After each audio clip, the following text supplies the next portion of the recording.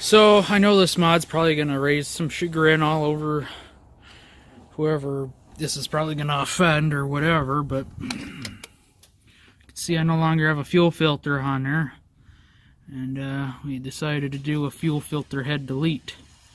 And also decided to leave the fuel filter head on there because we've already got a spare. It's sitting there with the fuel filter off Dad's 05 when we did the motor swap. So we got a spare. I don't need this one. This one was rebuilt, 60,000 miles ago. I don't know how long they have to go before they have to be rebuilt again. But it was overdue for a filter change anyway.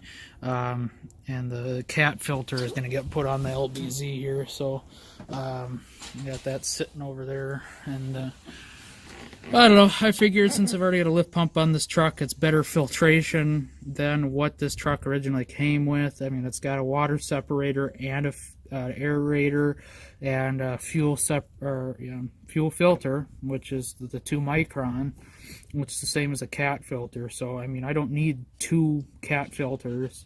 And I thought I was starting to lose some prime because if you let the truck sit for a good day and a half, 2-3 days, week, or whatever, it starts chugging when it fires up. And granted, it is cold and the glow plugs don't seem to work 100%, but this clamp was finger loose when I went to take it off, which would probably explain some of that. And believe it or not, the hose was dry, so it wasn't leaking. It must have just been letting air in. But either way, I just figure, it's only $25 for this little pipe, and I mean, why not? Let's see if it'll boost my mileage, not having to force fuel through a filter head. Just the ease of access of the fuel now. It gets fuel supplied to the CP3 without any restriction. Now, a bunch of people are going to be complaining, oh, well, what about priming? Well, the air pump or the lift pump should do the priming for me. And when I put this on here and turn the key, I just let it run for, 30, 40 seconds. I was listening through the the gas cap, trying to hear if it was trickling down there, and I could hear some trickling, then it stopped, so it must be a nice smooth flow. But it fired right up, and I let it run for a good couple minutes, and it didn't die, so we must be doing good there. Now, the only other thing, people, well, what happens if your lift pump dies? Well, I'll know it because I've got the indicator light on my dashboard, and it'll say, no fuel pressure, low fuel pressure, whatever. And I know it works, because every time you turn the key, the light flashes for a millisecond till the pump, spools up. But it also is supposed to have a flow-through valve on there as well that, if the pump does ever die, the CP3 can still suck fuel through it. So whether that's going to be filtered or not, it might just get me off the freeway long enough to, get out and do whatever. But I don't know. I might just throw my old... you know what? I think I threw that filter away. I might take that filter off and just throw it on there just to have this closed up, just in case I do ever decide. Because, if that ever does happen, I can just take these clamps off and I can just slap them on there. And, I'll have to get some hose ends to put on here to cap them off. So I'll probably have to take off a couple... 4 things with a screwdriver, and then put that on there, and bam, I got a fuel filter again if I ever need it, just in case, just to back up, whatever. It's there when I need it. And actually, you know what, I'll probably just take the one off the black truck here, because that one's still got 40% life left or something like that, and it's still got the whiff sensor in it, and it'll be a sealed up system, so I'll just have to get some caps for those. And there you go. If you ever... I don't want to hear any complaining. I don't want to hear any bull crap. Oh, this, that, the other about the pump dying, blah, blah, blah. No, whatever. It's all right there. All I need is a freaking flathead. So, yeah, it fires up great. It runs good, obviously.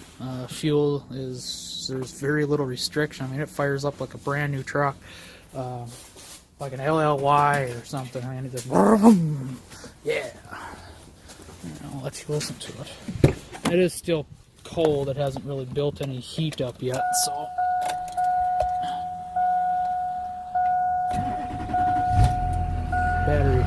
battery didn't crank it over quite as quick, and it is like the third time I've started it. So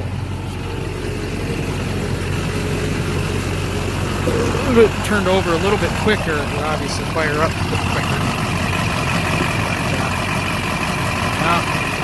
But like I said, I wanted to leave this here kind of like a shelf to hold that up so it's not down too low.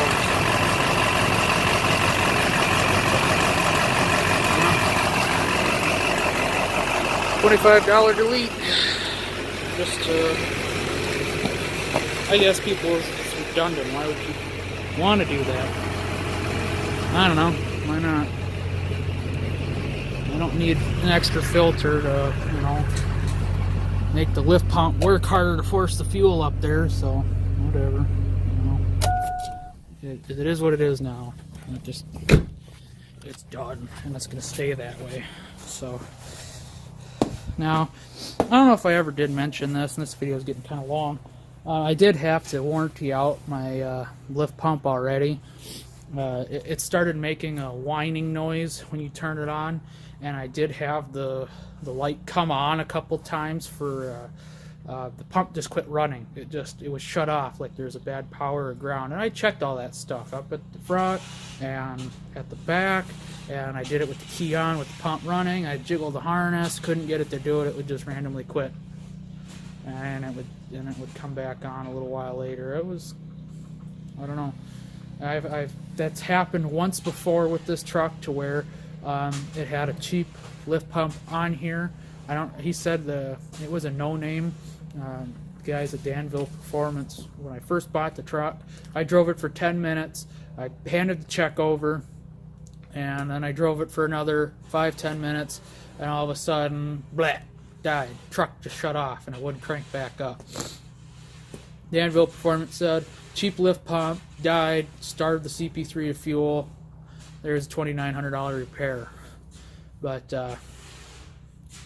it's got a new CP3 or reman, and it's been running great ever since. And this is a high dollar name brand. Shouldn't have a problem. So now what I'm going to do is I'm going to take that cat adapter and throw that on the LB7, get a new fuel filter on that. Getting ready to do a road trip next weekend. Go back to Michigan with the trailer and pick up the rest of my stuff. And it's running like a top. I just figure, you know, it's winter time, higher chance of water in the fuel. We'll change that filter out. That way we got a fresh filter. It could stand to have an oil change before I go on the trip, but and I might do that too. I might do that this next weekend because it's gonna need it. It's already down to like 25%. So I do it every time the light comes on, because that is the GM recommended, and that is on this truck. It was 7,700 miles between an oil change, so that's probably about the same. I wrote it on the filter. I'll have to the mileage. I'll have to see what it's at. What was that?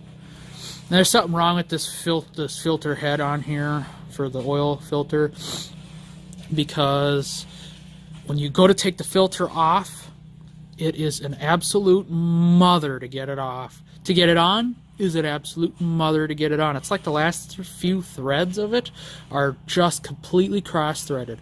I think I've only done 2 or 3 oil changes on this truck, and every single time I spend about an hour trying to get the oil filter off. I mean, to the point where I went out and I bought these nasty bastards to just eat into that filter and pull it off. I mean, it is just a brutal job. I think I broke 3 of those style oil filters, and I broke 4 band filters, the rubber ones. Yeah, those are garbage, but I broke 4 of those trying to get it off. It's just an absolute mother, and at some point that's probably going to have to be replaced. And the sad thing is I think that housing for the oil filter might have that gasket that they don't make anymore, and when you pull that off, you could probably permatex it. They don't recommend it, but I think it's after 07 or 08 when the oil cooler design changed, and they have a replaceable gasket now, but you'd have to do a whole oil cooler swap in order to get that replaceable gasket. That's the problem with this one, where it's leaking. That gasket no longer is made, and I'm not going to permatex it. I'm not going to go through all that effort to permatex it. You know, it's going to be done. It's going to be done right the first time. So, yeah, that's just ridiculous. This one's leaking coolant out of the oil cooler. If it weren't for that, the sucker'd be full all the time. And yes, there's still oil in there from my head gasket issue. Look at my coolant hoses. I'm not having any issue with oil. It all just accumulates there and stays there. It never circulates around the system, and I haven't had any issues with that. One of these days I will get it flushed. It's just not today. But that's been on the agenda for like 2 years to get it flushed again after the head gasket job. But you know what? Whatever. It still works, and it's not saturating my hoses. They're all still perfect. So, and unlike my Seville, when that had a blown head gasket dumping oil in the coolant, every single hose was just nasty, bloated, ugh. And that only took like a month to get like that, and this one's been going for almost 2 years like that. So I think we're fine for now. And in any case, I think the engine would probably get replaced before I even messed with that, because that lower radiator hose needs to be replaced. They jimmy rigged that too. That's wonderful. Yeah, there's a reason I'm taking this one on the road trip. It's my daily work truck. It's a tow pig. Unfortunately, I haven't gotten to tow anything with this or even really drive it that much since I've done all this work to it. That's just my grocery getter when I'm not driving this one. But yeah, this one's a tow pig. And that's the other thing too. This truck tows so incredibly nice with that geometry turbo, whereas this one, it labors to pull it. You know, you have to. It's all mechanical. You have to spool the turbo, and you got to keep it spooled, and it doesn't tow that nice compared to that. It gets the job done. I mean, it towed a 0560 Power Joe crew cab, short bed, lifted a 6-inch lift with tires, a car trailer that wasn't meant to haul that much weight. And it did it. Doesn't mean that it's a very comfortable tower. That one is. That one would have towed that truck like there was just about nothing behind it. But yeah, I love towing with this truck. It's definitely the daily tower. So I just hauled 2 trailer loads worth of logs. I can insert them pictures, and it just absolutely towed it like there wasn't much there. So, which is really nice. So I love this truck for driving down the freeway. 6 gears makes it just an absolute breeze. You cruise along at 80 miles an hour, and you're doing less RPM than this one does at 70, 75. So it's just absolutely wonderful cruiser. It's so smooth, it's so quiet, and man, I love it. And then power tunes now, and the headlights, and the new mod that's coming. I tell you, this truck is gonna be mint. And my new brackets, nothing's wiggling. Oh, I love that. Golly, this truck's shaping up. Now, I'm not going to get rid of this one. Don't get me wrong. This one will get a 6-speed upgrade. It'll probably get an engine upgrade at some point. You know what? It's down the road. It runs, it drives, it does it well. And that's just my grocery getter, my daily cruiser to go do errands or show up to fancy places. Because this one's in a lot better condition than that one, body-wise with the box and the cab, blah, blah, blah. This one looks nice in appearance, but you dig down into its structure and it's like, got a little scabby going on there.